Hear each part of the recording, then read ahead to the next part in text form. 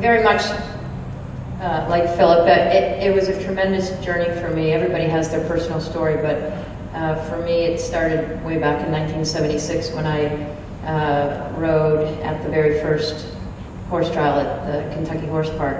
And it was on a horse, Aaron Shamrock, that Brian talked about in his talk today, Connemara pony, and it was remarkable and always a personal quest for me to be able to come back and ride this year in the World Equestrian Games some 25 years later.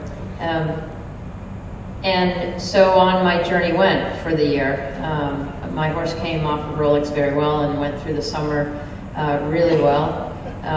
It's taken me a long time to be able to pull the trigger on the cross country with him.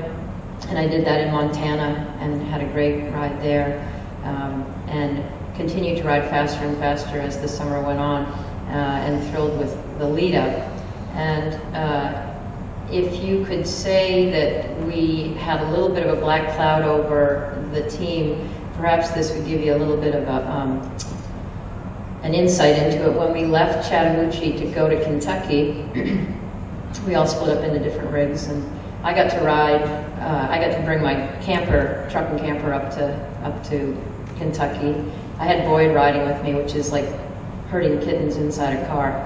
It's absolutely hilarious. And no sooner did we finish having this great conversation, I said to Boyd, I said, what are your expectations for this weekend? Seriously, your personal expectations? And he said, oh yeah.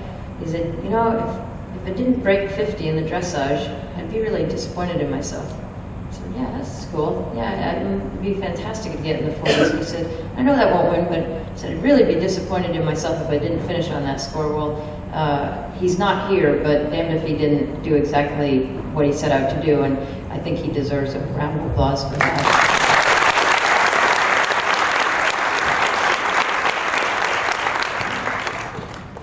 I did do his laundry those 3 weeks, by the way, of the in Chattahoochee. And you can imagine how he undresses. It's just one set of clothing, inside out. Okay. No, I've had this chat with Silva, it's all good.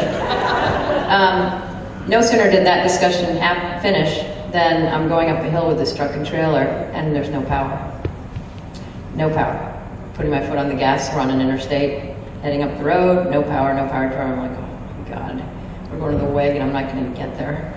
So we pull off the side of the road, figure out what we're doing. We're just at a gas station for about 2 hours, trying to call AAA. No, we can't help you, it's not a tire, we can't help you, call a local truck stop, yada yada. Long story short, about 3 hours later we land at a big truck stop, and we know that Allison and Amy are on their way up behind us. They're a couple hours behind us in Allison's rig.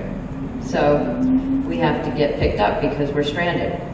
Well, no sooner does Allison get on her way, and she's about 10 minutes from picking us up, then she blows a tire on her big rig. So she trundles into the truck stop, clippity-clop, crippled. And now we've got Amy's rig as well, and now it's dark. We should have been there 2 hours ago.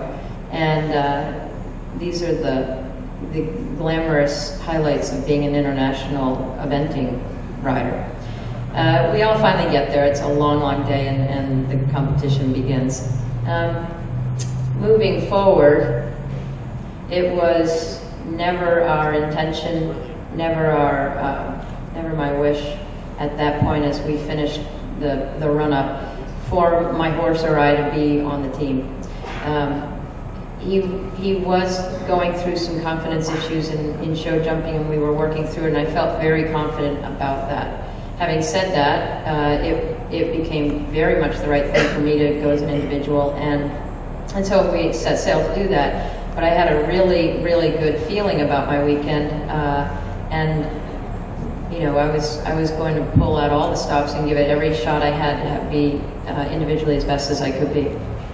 When that changed and I became a team member, it takes on a whole new dynamic. And I was really excited to give it everything I had for the team and get on with it. So there we set sail on that. And went into the dressage arena, and again, I think both Philip and I won the warm-up. I was just fantastic in the warm-up. Fantastic, going down in there. The crowd went crazy. He didn't react at all, and I was like, oh, this is awesome. I got this. And as I started to go around the arena, I felt him drop behind my leg, and although I did come out, salvaged a good score of 44, I was very disappointed.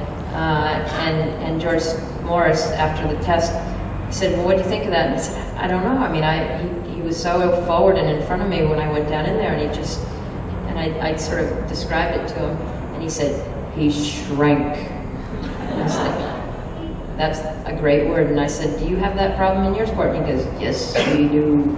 And so the horse shrank on me, and with all the crowds, he went inside himself. So it was a good test, and I was not unhappy with the score, but disappointed in not showing the world for this horse's sake that he's a spectacular horse. Going out on the cross-country day, really felt very prepared. I probably have put more footprints on that Kentucky course than just about anybody in the history of the sport. So I felt very comfortable. That it's like my playground. I don't know how many times I've been around that course. So I know all the ground, I knew all the grass, I knew all the hills, I knew where the minute markers were fast, where they were slow, how the ground rode, how the jumps rode on those pieces of ground. And we were sitting into the tent in the 10-minute box, and when Buck's horse was not jumping to form and he started to have jumping penalties, I had Philip on one side and David on the other. I get this squeeze of my shoulders from David, and I get this grab of my thigh from Philip. And I was like, oh geez, fantastic, let's go do it. And I just went really quiet. I went off by myself, and I was like that. And when I came out on my horse to warm up, I asked him to go forward, come back, positive, everything was great. And I really felt like it was really one of the best rides I've had in certainly a very long time, if not in my whole life. And I was really thrilled with that, really proud of that work that so many people have put so much effort into in the last 2 years since Hong Kong and then Burley, to be the one in the saddle to feel what it's like to have a horse that was, coming up from behind in the last 2 years and feel what I felt on that Saturday. So, I really want to thank all the people that put so much effort into that. And then onto the show jumping, I don't know. There was, the course was very good. I felt great about the course. It didn't go the way we wanted to, obviously. I thought he jumped very clean, very careful, and I jumped in over the triple bar, and it was riding very tight for a lot of horses, and so I took a big old pull, and he dropped behind my leg, and next thing you know, I'm too long for the gate, and then the rest is history. I don't know how you all felt, but if you could only imagine, take what you guys saw on the TV, or if you were watching it live, and multiply it by 1 million, you'll get a glimpse of what I was feeling at the time with the weight of that on my shoulders. And I'm sorry about that. But we live to, we go on another day, and as Philip said, I'm thrilled that it's in London in 2 years. I look forward to the paparazzi following William and the distractions that will come from that. This country will stand on the podium in 2 years' time. Thank you.